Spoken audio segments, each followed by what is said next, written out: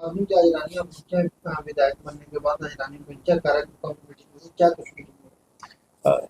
रानिया के अंदर, क्योंकि अब आने वाले समय के अंदर हाउस का विंटर सेशन आने वाला है, तमाम मुद्दे जो हल्के के रहे, जो आगे हाउस के अंदर जिन पे डिस्कशन होनी भी बड़ी ज़रूरी है, इन सारी बातों को लेकर के आज हमारी चर्चा हुई है सभी कार्यकर्ता साथियों से।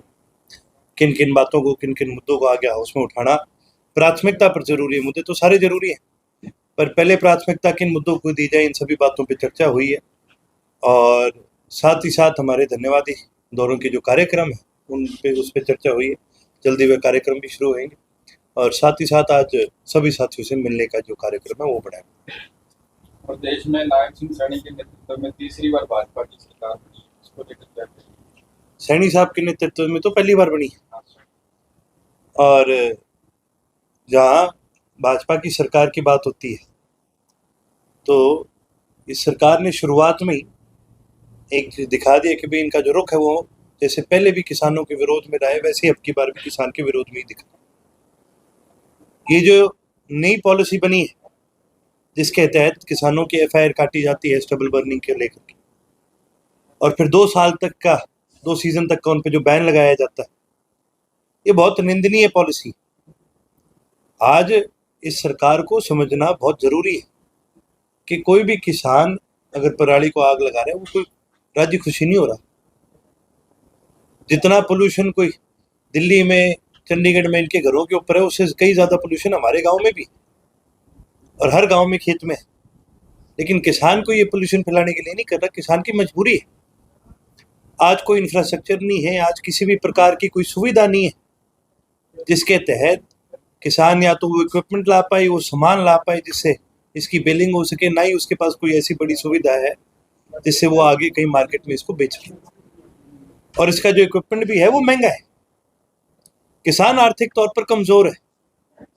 जब किसान पहले से ही कमजोर है, 2 सीजन का उस पर बैन लगा करके आप उसको और कमजोर करने का काम कर रहे हो, ये बहुत गलत चीज है। यदि सही में आप समाधान चाहते हो तो आर्थिक तौर से किसान की मदद करनी चाहिए।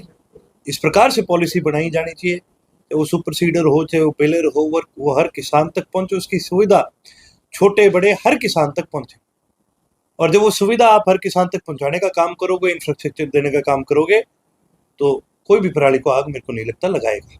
गेहूं बिजाई का समय है, किसान जो है खाद के लिए भटक रहे हैं, कल उचाना में किसानों पर लाठीचार्ज भी किया गया। देखिए, जैसे कि मैंने कहा, जैसे पिछली सरकारों ने ये साबित कर दिया, भाई इस सरकार ने भी ये साबित करा इनका रुख पहले की तरह किसानों के विपरीत रहा। और ये भी बड़ी निंदनीय बात है कि कहीं तो खाद टाइम से नहीं मिल रही और कहीं पर फिर माइक्रो डीएपी भी साथ दी जा रही है, ऐसे कि नहीं दी जा रही, कई सारी समस्याएं। मैं तो आपके माध्यम से एक ही चीज कहूंगा कि हरियाणा प्रदेश की जनता को एकजुट होकर के इस सरकार का विरोध करना चाहिए, इस सरकार की नीतियों का विरोध करना चाहिए। और जहां जहां हमारी जरूरत पड़ेगी, हमने हाउस के अंदर ही कोई तमाम क्वेश्चन लगाए भी हैं, हमारी कोशिश रहेगी विधानसभा में इन मुद्दों को उठाने का भी काम करें और जल्द से जल्द किसानों के लिए कोई समाधान हो सके किसी भी प्रकार से। ये केवल एक सरकार नहीं है जिसके पास ताकत है, हमारे प्रदेश की आम जनता के पास ताकत इससे ज्यादा है। जहाँ प्रदेश की आम जनता इकट्ठी होगी तो इसका समाधान भी निकलेगा। रानी की जनता ने आपको विधानसभा में भेजने का काम किया, रानी उपमंडल का जो बड़ी एक मांग रही है, अभी तक कदम नहीं चल। देखिए, अभी तो महीना ही हुआ इस चीज को, लेकिन जैसे कि मैंने कहा कि ये प्रोसेस हमने शुरू कर रखा है। मैंने जब चुनाव लड़ा था, रानिया शहर के अपने सभी साथियों को 3 बड़े वादे करके गया था।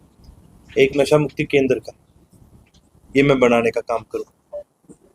दूसरा, एक बड़ा वादा रानिया को उपमंडल बनाने का किया था, इसके ऊपर भी हम सरकार पे पूरा दबाव बनाने का काम करेंगे। और तीसरी एक बड़ी समस्या है रानिया शहर के अंदर पीने का नहरी पानी की, इसके ऊपर भी मैंने बात की थी और मैं जैसे पहले कहा वैसे ही आपको आगे भी कहूँगा।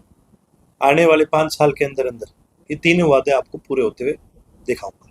कांग्रेस अभी तक विधायक दल का नेता ही नहीं चुन पाई और इनेलो ने आदित्य देवीलाल को विधायक दल का नेता और आपको चीफ व्हिप बनाया है, तो आप विपक्ष की भूमिका किस प्रकार निभाएंगे? हमने विपक्ष की जो भूमिका है किस प्रकार से निभाई जानी चाहिए, हमने चौधरी अभय सिंह जी से सीखा। इस हाउस का रिकॉर्ड है कि पूरे हाउस में सबसे ज़्यादा कॉलिंग अटेंशन मोशन अगर किसी ने उठाए, सबसे ज़्यादा किसी ने स्टार्ट क्वेश्चन उठाए, तो चौधरी अभय सिंह जी हैं। पूरे 90 में से 1/3 विपक्ष की भूमिका चौधरी अभय सिंह जी के अकेले की निभाई गई। हमने उनसे सीखा है, उनके मार्गदर्शन में रह करके इस प्रदेश के तमाम मुद्दों को आगे उठाने का काम करेंगे।